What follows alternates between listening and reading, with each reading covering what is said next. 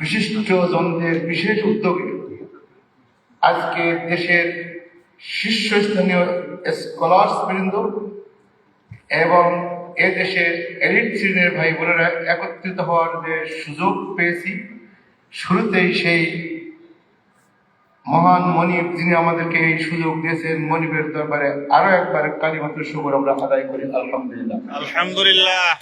সম্মানিত ভাই বোনেরা, গ্লোবালাইজেশনের উপরে ভাইরা কথা বলার জন্য বলেছেন।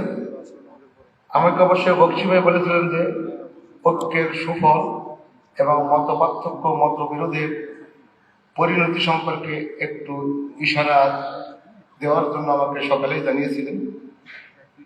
আলহামদুলিল্লাহ, গ্লোবালাইজেশনের যে মূল থিম সেটির কিছু দিকপাত করেই আমি ঐক্যের ব্যাপারে কথা বলবো ইনশাআল্লাহ। আমার তৌফিক ইল্লা বিল্লাহ।